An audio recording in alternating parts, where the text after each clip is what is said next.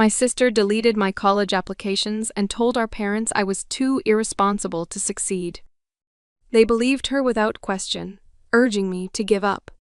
But when I showed them the truth, my mom froze, and my dad couldn't say a word.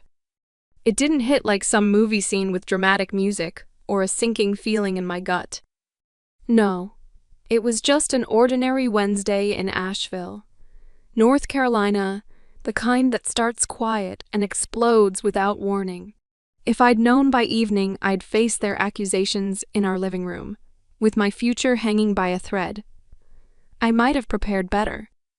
But I didn't until the confrontation. Officers weren't involved, but the betrayal felt just as sharp. I stood there as they confronted me, my heart pounding, demanding I admit to slacking off. "Sophia Carter," Mom said sharply, her voice cutting through the tension. "You've let us down again." Dad nodded silently, avoiding my eyes. The room tensed as I realized this wasn't a mistake. It was deliberate sabotage. If you've ever been stabbed in the back by family, smashing your dreams in an instant, smash that like button, subscribe for more raw tales like mine, and comment your own story. You might save someone from the same pain. Our house in Asheville sat on a quiet street with views of the Blue Ridge Mountains, but inside it was always tense. Growing up as Sophia Carter, I learned early that Natalie Harper was the star. She came 3 years before me and somehow got everything right: perfect grades, confident smiles, the kind of kid who won awards without trying. My parents, Susan Clark and Kenneth Reed, poured their attention into her, like she was their only success. They owned a small hotel downtown filled with local art and cozy rooms for tourists. Natalie helped out front, charming guests, while I stayed in the back office, handling paperwork. When she brought home a mediocre report card, they celebrated her effort. When I aced tests, they said good job and moved on. It wasn't cruelty, just habit. They didn't see me unless I messed up, and even then it was quick disapproval. I tried harder, got straight A's, joined clubs, but it never stuck. Natalie cried once at a family dinner over a bad haircut, and they spent the evening comforting her. I broke my arm, falling off my bike at 11, and they told me to tough it out. The favoritism built like layers of paint you don't notice until it's too thick to ignore. Scout, my rescue dog, changed that a bit. Natalie begged for a pet when she was 14, making PowerPoint presentations about responsibility and companionship. Parents caved, bought Scout a fluffy mutt with big ears and endless energy. She loved him for a month, then complained he chewed her shoes and shed everywhere. They considered rehoming him, but I stepped in at 11, promising to handle everything. They shrugged and agreed, figuring it was easier. Scout chose me from day one, sleeping at my feet, following me around the house, tail wagging like I mattered. He listened when I talked about school or how Natalie borrowed my clothes without asking. In a home where I felt invisible, he made me feel seen. Vivian Porter, my aunt, lived a few miles away in a quirky cabin filled with books and herbal teas. She was the one adult who got it. Whenever things got heavy, I'd leash Scout and walk over. She'd make hot chocolate, listen to my rants about Natalie getting the new phone while I used hand-me-downs. Vivian didn't fix things, she just nodded and said, "You deserve better, kid." She was in her 50s, independent after divorcing, young, running a small gallery downtown. Her visits to our house were rare, but when she came, she always brought something for me, a book or sketchpad, ignoring Natalie's pouts. Natalie left for college 2 years ago to a state school nearby, studying business, to take over the hotel one day. The house echoed without her. Parents texted her, constantly worried about her adjustment. She came back after a semester saying campus life was overwhelming. No details, just vague complaints. She locked her door a lot, scrolled endlessly on her phone, had friends over at odd hours. I smelled weed from her room, heard slurred laughs, but didn't say anything. In our family, questioning meant stirring trouble. I noticed her hovering near my computer, pausing in my doorway, staring a second too long. I told myself it was paranoia. My senior year was focused on college apps. I dreamed of escaping to an Ivy League school with a scholarship for environmental science. I spent nights perfecting essays, researching programs.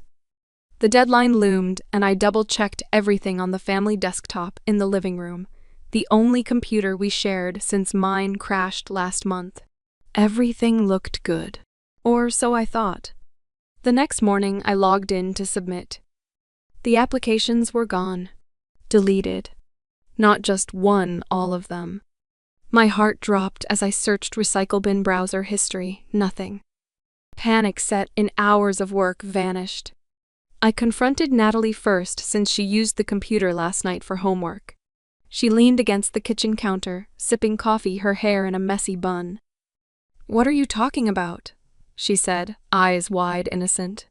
"I didn't touch your stuff. You're always blaming me for your mistakes." Her voice had that edge, the one that made parents side with her instantly. I pushed back, saying someone did it and you were the last one on. She rolled her eyes, called me dramatic, and walked out. By afternoon, parents called a family meeting in the living room, the same spot where they praised Natalie's art projects as a kid, while mine collected dust. Susan sat straight-backed on the couch, Kenneth beside her, looking uncomfortable. Natalie lounged in the armchair, phone in hand. "Sophia," Susan started, "we've heard about the applications. Natalie told us you forgot to save them properly." "That's not true," I said, voice rising. "They were there last night, deleted this morning." "Natalie must have." Susan cut me off. "Don't accuse your sister. She's been helping with the hotel all week. You've been distracted lately, staying up late, acting forgetful." Kenneth nodded, adding, "School stress can make anyone slip up. We think it's best you accept this and apply to local community college instead. It's more realistic for you." I stared at them, mouth dry. Realistic? I'd worked for years, GPA 4.0, extracurriculars, letters of recommendation. This was my shot out. But they believed Natalie without proof, urging me to own the mistake for the family's sake. "If we make a big deal," Susan said, "it could embarrass us all. The hotel relies on our reputation." Natalie smirked slightly, then hit it. I argued, but they shut me down, sending me to my room like a child. Grounded essentially, no phone, no outings, just reflection on my irresponsibility. Scout whined at my door, sensing the tension. I paced the room, replaying the day. How could they side with her so fast? It hit me, this wasn't new. When Natalie crashed the car at 17, they blamed bad weather. When I dented the bumper at 16, they docked my allowance. Favoritism wasn't subtle anymore. It was a weapon. Alone in my room, I whispered to Scout, "We'll figure this out, boy." He tilted his head, ears perked as if agreeing. Vivian called that evening. I'd texted her before they took my phone. She listened, then said, "Sounds fishy, kid. Hang tight, I'll swing by tomorrow." Her voice steady calmed me, but anger simmered. They thought I'd roll over like always. They were wrong. Days blurred in isolation. Parents treated me like a disappointment, meals, silent glances disapproving. Natalie avoided me, but I caught her whispering to Susan, smiles shared. Kenneth tried small talk once, asking about homework, but backed off when I mentioned the apps. "We know it's hard," he said, "but taking blame builds character." "Character?" I snapped back. "What about truth?" He sighed, walked away. Scout was my lifeline, curling up on my bed during the long afternoons. I'd adopted him fully after Natalie ditched him, and now he repaid with loyalty, barking softly when voices raised downstairs. Vivian visited on day 3, bringing groceries and a hug. We sat on my bed, Scout between us. She asked details, and I spilled everything: the deleted files, Natalie's denial, parents' blind faith. Vivian's eyes narrowed. "Sounds like sabotage." "You have proof?" "Not yet," I said, "but the computer history might show something." She nodded, suggesting I check when they're out. Her gallery kept her busy, but she promised to dig around, ask subtle questions at family dinners. Vivian wasn't close to Susan's sisters by blood, but worlds apart in personality. Susan controlled everything, Vivian flowed free. She left with a plan, keep your head down, document everything. That night, I sneaked downstairs after everyone slept. The desktop hummed in the dark living room. I logged in, scanned recent activity. Files accessed last night under Natalie's account. My stomach twisted, she'd lied. But deleting history was easy, no direct evidence. Then I remembered the camera. A small motion-activated one hidden in a bookshelf teddy bear. I'd bought it cheap online last year to watch Scout when he had anxiety spells alone. It recorded to an SD card, no Wi-Fi, simple but effective. Faced the desk perfectly. If Natalie did it while I was out, it might have caught her. Pulse racing, I grabbed the bear, popped the card into my old laptop. Footage loaded, timestamped the night before. There she was, Natalie glancing around, slipping to the desk, opening my folder, selecting all apps, hitting delete. No hesitation, just quick clicks, then log out. She even smiled faintly as she left. I replayed it, frozen in shock. Proof clear as day. But if I showed parents now, they might twist it, claim accident. I needed strategy. Called Owen Mitchell, my boyfriend since junior year. He picked up, whispering, "Hey babe, you okay?" "No," I said, "explain everything." He listened, then said, "That's messed up. I'll come over tomorrow, we can back up the footage." Owen was steady, studying engineering, always logical. We'd met in math club, him with his easy grin, me with my notebooks. He didn't judge my family drama, just supported. Morning brought more pressure. Susan knocked on my door, saying time to talk seriously. They gathered again in the living room, Natalie looking smug. "We love you, Sophia, but this irresponsibility can't continue," Susan said.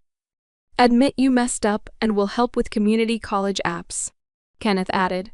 "It's for the best. Natalie's thriving at state school, you can too locally." I clenched fists. Why believe her over me? "Because she's been reliable," Susan replied. "You've been withdrawn, secretive," Natalie chimed in. "Yeah, you've been on that computer obsessively. Maybe you deleted them by accident." Her lie hung heavy. I wanted to scream about the video but held back. Instead, I said, "Fine, I'll think about it." They nodded, satisfied, isolating me further. Scout sensed my frustration, whining as I returned to my room. Vivian texted later, "Got anything?" I replied, "Yes, video proof." She said, "Smart girl, bring it to me. We'll plan." Owen arrived that afternoon under pretense of homework help. Parents let him in, wary but polite. In my room, he hugged me tight, saying, "We'll get through this." We copied the footage to his drive, discussed next steps. He suggested involving a lawyer if needed, but first confront with backup. His calm grounded me. Owen wasn't dramatic, he analyzed like an engineer. Natalie knocked once, asking what we were doing. "Studying," I said sharply. She lingered, then left, eyes narrowed. Isolation dragged on, a week total. Parents monitored me, no internet access beyond schoolwork. Natalie paraded her helpfulness, assisting at the hotel, earning praise. I overheard Susan telling Kenneth, "Sophia needs this lesson. Natalie's our future for the business." It stung, confirming my fears. The hotel was their legacy and Natalie, the heir apparent. My scholarship dreams threatened that if I left for a top school, she'd face more pressure. GANAT made sense now. Scout stayed by my side, his presence a reminder of loyalty. Vivian snuck over twice more, bringing snacks and advice. She's always been my rock, divorced, young, child-free, choosing art over convention. We plotted showing the video in a neutral setting, maybe with her present. Owen backed it up, offering to edit timestamps for clarity. His support felt solid, unlike my family's conditional love. As days passed, anger turned to resolve. They expected me to cave, disappear quietly. But with proof in hand, I wouldn't. The meeting they planned for tomorrow would change everything. I lay awake, Scout's breathing steady. thinking of the fallout. No turning back now. Family dynamics sharpened in my mind. Susan ran the hotel with iron efficiency, scheduling everything, including our lives. Kenneth handled finances quietly, avoiding confrontations. Natalie manipulated that dynamic, playing victim or hero as needed. Me? I adapted, stayed silent to keep peace. But silence bred resentment. Scout nudged my hand as if saying, "Fight back." Vivian's words echoed, "You deserve better." Owen texted goodnight with a heart emoji, his way of saying, "I'm here." Tomorrow I'd face them not as the overlooked daughter, but as someone with truth on her side. The isolation ended, but the real battle began. The isolation stretched into its second week, and my doubts about Natalie grew sharper. Every time I heard her laughter downstairs with Susan, it fueled my suspicion. Why would she delete my applications? It wasn't random, she'd always resented my independence. My drive to leave Asheville for something bigger. As a kid, she'd steal my toys, blame me for breaking them, and parents bought it. Now this felt like an upgrade aimed at keeping me trapped. Scout paced the room with me, his nails clicking on the hardwood floor. He sensed my agitation, nudging my leg with his nose as if to say, "Hang in there." I scratched his ears, whispering, "Good boy, we'll expose this." The camera footage burned in my mind, clear evidence. But I couldn't risk showing it yet. Parents might dismiss it, or worse, delete it themselves to protect Natalie. I needed allies. Owen texted daily, checking in with encouragement. He wasn't the type to panic, always calm, plotting solutions, like fixing a broken circuit. Vivian, too, sent messages full of wit, like, "Don't let them dim your spark, kid. You're the firecracker here." That afternoon, Susan came to my room, tray in hand, with a sandwich and apple. "Eat up," she said, setting it down. "We need to talk about your future." Her tone was firm, the one she used at the hotel when dealing with difficult guests. I sat on the bed, Scout at my feet, watching her warily. "Future?" I asked. "You mean the one Natalie ruined?" Susan sighed, crossing her arms. "Stop blaming her, Sophia. This is on you, irresponsible with your work. Admit it, and we can move forward. Help at the hotel, full-time, apply locally later." Kenneth joined her in the doorway, nodding. "It's practical," he said. "Natalie's set to inherit the business one day, but you could assist." His voice trailed off, avoiding my gaze as usual. "Assist?" I echoed. "Like a sidekick? I've got scholarship potential for a real degree." Susan's eyes flashed. "Dreams are fine, but reality bites. If you keep accusing Natalie, we'll cut support completely, no allowance, no car privileges. Think about that." They left the threat hanging. Scout growled softly after they closed the door, his loyalty fierce. I paced again, anger bubbling. Cut support? They'd always favored Natalie with extras, new clothes, trips to concerts. Me? Hand-me-downs and lectures. This wasn't just punishment, it was control. Owen snuck over that evening under cover of delivering school notes. Parents let him in briefly, Susan eyeing us suspiciously. In my room, he pulled me into a hug, whispering, "I got your back." We sat on the floor, Scout between us, as I showed him the footage on my laptop. He watched intently, then whistled low. "That's cold," he said. "Deliberate, no doubt. Let's copy it to my drive, add timestamps for proof." His fingers flew on the keyboard, efficient as ever. Owen's engineering mind shone here. He backed up files, encrypted them, even suggested watermarking. "Why do this?" he asked, pausing. "Jealousy," I replied. My apps included scholarship essays highlighting my independence. If I leave, Natalie's the sole heir under pressure. He nodded. "Makes sense.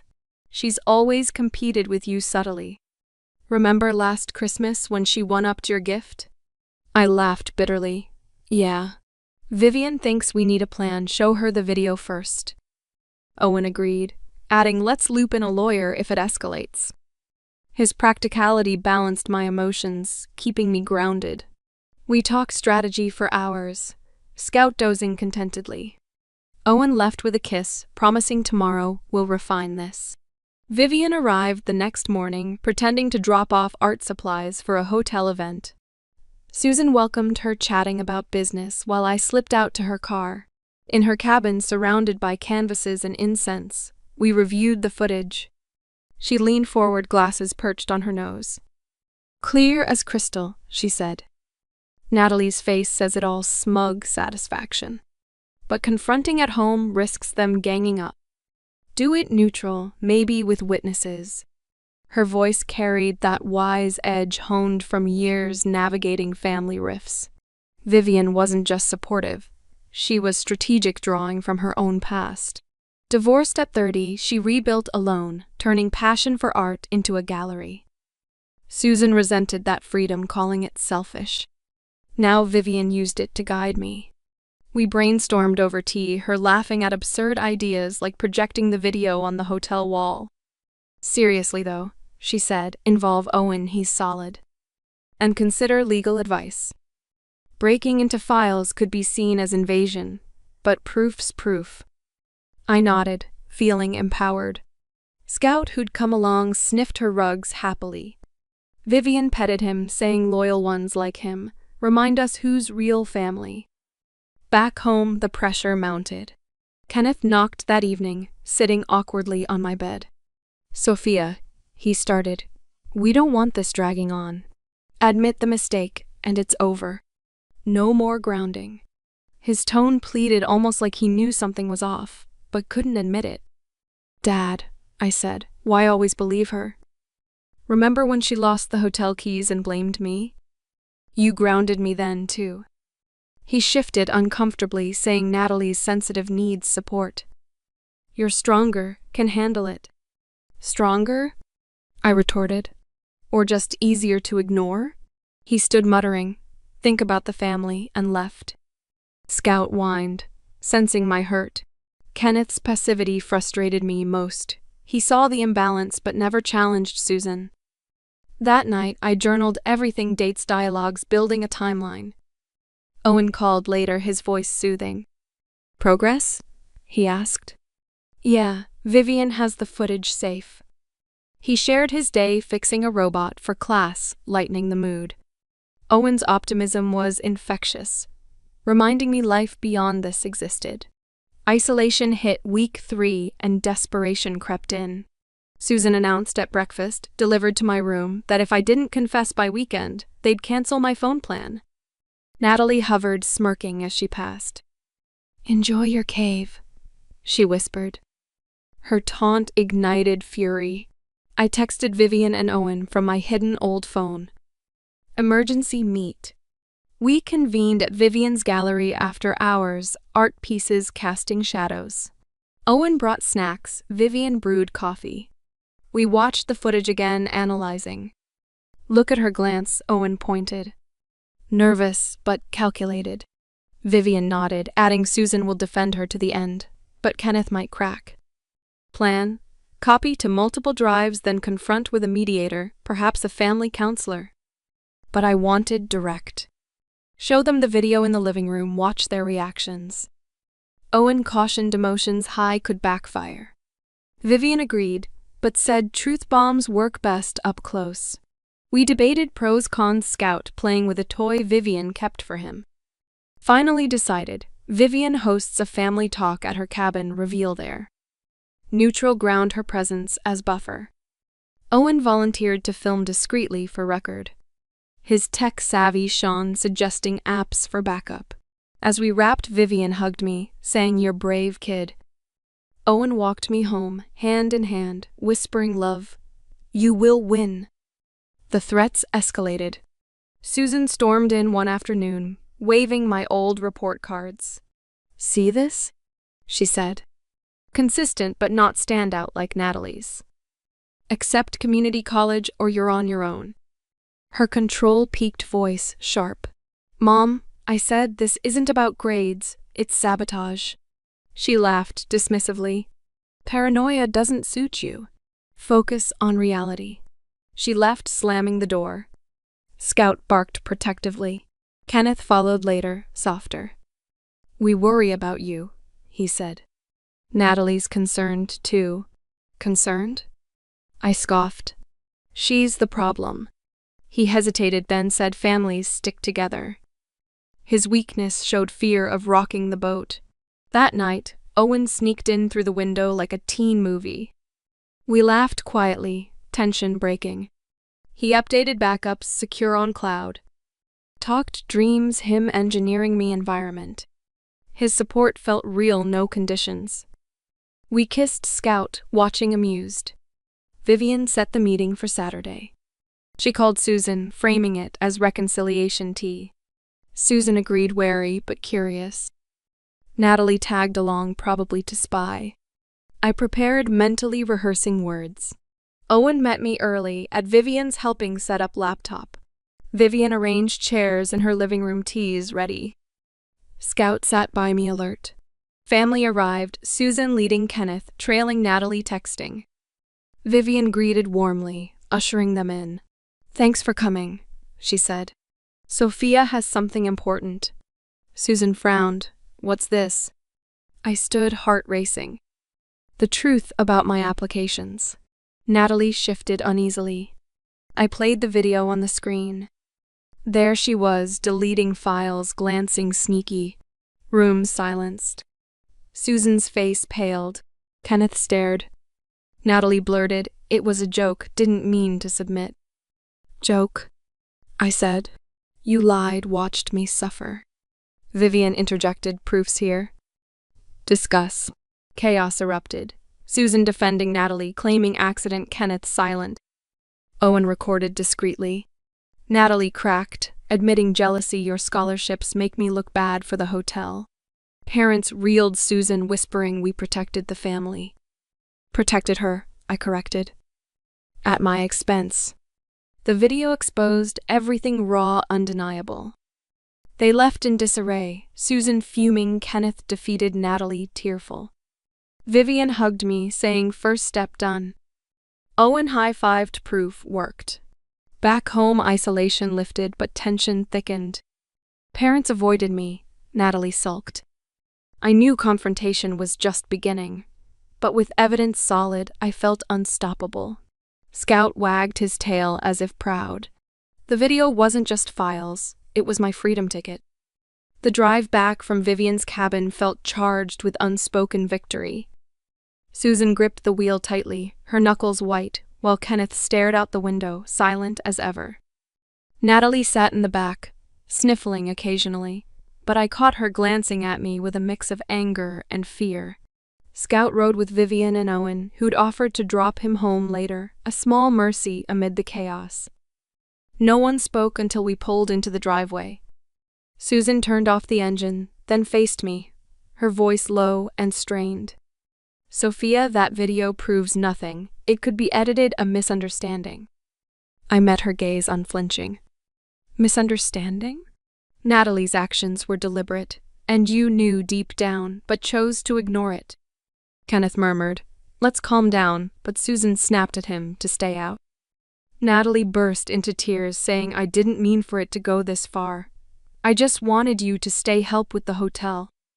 Her confession hung heavy, laced with self-pity. "Wanted me to stay?" I said. "Or trap me so you look better?" The favoritism ends here. Vivian had warned me they'd deflect, and she was right. Susan's control cracked, revealing desperation to maintain the family facade. We entered the house, tension thick like fog. Susan paced the kitchen, demanding I delete the footage for the family's sake. "Think about our reputation." She said the hotel could suffer if this leaks. Guests talk, neighbors gossip. Kenneth tried mediating, adding, "We can fix this, quietly apply late to local schools." His passivity irked me more than ever, always the peacemaker at my expense. Natalie hovered by the counter, wiping her eyes, but her sobs felt performative, the kind she'd used as a kid to get her way. I stood firm, saying no more lies. The video stays, and I'll decide what to do next. Owen texted from Vivian's asking if I needed backup. His concern warmed me. He wasn't just a boyfriend, but a partner in this mess, offering logic when emotions ran high. Vivian called too, her voice steady, saying, "Stand your ground, kid, they've underestimated you too long." "Scout would be home soon," she added, knowing he grounded me. That night's sleep evaded me. I replayed Natalie's admission jealousy over my potential success, threatening her role as heir. The hotel their pride built from scratch, now a symbol of division. Morning brought escalation. Susan confronted me at breakfast, no Natalie or Kenneth in sight. She slid a paper across the table, a written apology from Natalie scripted neatly. "Sign this," she said, agreeing it was a mistake. "We'll move on." I pushed it back. An apology doesn't erase weeks of isolation or lost opportunities. "Where's my future in this?" Susan's eyes hardened. "Your future is here with us, family first." But family meant sacrifice for you, not her. She stood abruptly, saying, "If you pursue this, you'll regret it. We'll cut ties financially, emotionally." The threat landed heavy, but I saw through it, control slipping. Kenneth appeared, then pulling her aside, whispering. They argued in hushed tones, him urging compromise, her resisting. Natalie emerged later, hair tied back, looking remorseful, but her eyes darted. "Sorry," she muttered. "I panicked about the business. Dad said you'd understand." "Understand?" I replied. "You sabotaged my dreams out of fear. No forgiveness yet." She teared up again, but this time it felt genuine, cracks in her manipulative shell showing vulnerability. Owen arrived mid-morning with Scout, who bounded in tail wagging, breaking the ice momentarily. Parents tolerated him, but Susan eyed the bag he carried, backups of the video. "We need to talk," he said calmly. "As an outsider, I see the damage. Let's resolve without lawyers." The family huddled in the living room again, echoes of past meetings, where Natalie shone and I faded. Owen sat beside me, Scout at our feet. Vivian joined via video call, her face on my laptop, adding weight. Susan started defensive, claiming overreaction. Kenneth nodded along, but his fidgeting betrayed doubt. Natalie admitted more. I'd overheard parents discussing inheritance, the hotel to me, if I proved reliable, but Sophia's scholarships made me look unreliable. Twist hit hard, parents orchestrated partly. Susan denied it, saying we encouraged Natalie to step up, but her voice wavered. Kenneth confessed quietly, "We thought pressuring you would build character, keep the family close." "Character?" I exploded. "By lying, isolating me?" Vivian interjected from the screen. "That's not parenting, it's manipulation." Owen added evidence shows intent deletion timestamps match Natalie's login. The room fell silent, proof undeniable. Susan's facade crumbled, tears forming. "We did it for unity," she whispered. "Unity meaning control," I corrected. Natalie broke down fully, sobbing. "I messed up, bad schools stressing me, the hotel looms." Her confession revealed layers, pressure, cracking her confident exterior into insecurity. But sympathy didn't erase betrayal. Decisions loomed. Vivian suggested mediation, but I pushed for consequences. Share the video with school counselors. Natalie's college could investigate academic sabotage. Susan pleaded. "No, it'll ruin her." "Ruin her? Like she tried with me?" Kenneth offered compromise. "We'll help reapply, pay fees." But trust shattered, I refused. Owen backed me, saying actions need accountability. We adjourned, tense, parents retreating Natalie to her room. Scout stayed close, his presence comforting amid fallout. That afternoon, I packed essentials, clothes, laptop, Scout's toys. Vivian offered her spare room temporarily. Owen helped load the car, his encouragement steady. "You're strong," he said. "This is your fresh start." Parents watched from the window, Susan's face etched with regret, Kenneth's with resignation. Natalie approached as I loaded Scout. "Please, don't," she said. I paused. "You chose this, now live with it." She nodded tearfully, stepping back. Driving away, the house shrank in the rear view, a chapter closing. No dramatic farewell, just quiet severance. Settling at Vivian's felt liberating. Her cabin buzzed with creativity paintings, everywhere, herbal scents soothing. Scout explored happily, chasing leaves in the yard. Vivian made dinner pasta with fresh veggies, chatting about her gallery shows. She wasn't just aunt, but mentor, sharing stories of breaking free from family expectations. That night, I reapplied to colleges using backups Owen had saved. Essays flowed stronger, infused with recent resilience. Owen visited daily, our bond deepening through crisis. He wasn't flashy but reliable, fixing my laptop, planning dates to local hikes. Weeks passed, applications submitted.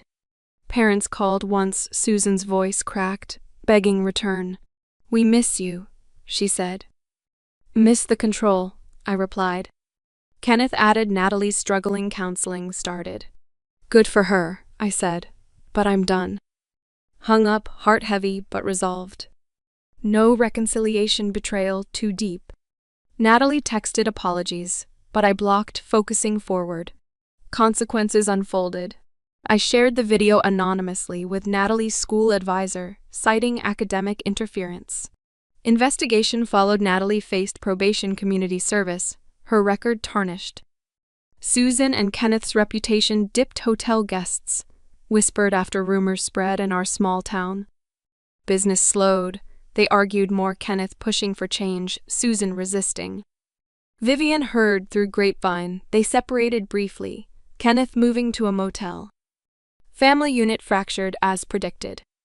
I thrived at Vivian's, taking online courses, walking Scout daily. Owen and I grew closer, him proposing a joint project app for pet monitoring, inspired by the camera. His innovation sparked mine. Scholarship news came months later, full ride to an Ivy League environmental program. Excitement surged, my future reclaimed. Vivian celebrated with wine, toasting independence. Scout barked happily, part of the joy. Reflecting now, I see the lessons clear. Family isn't always sanctuary, sometimes it's the storm.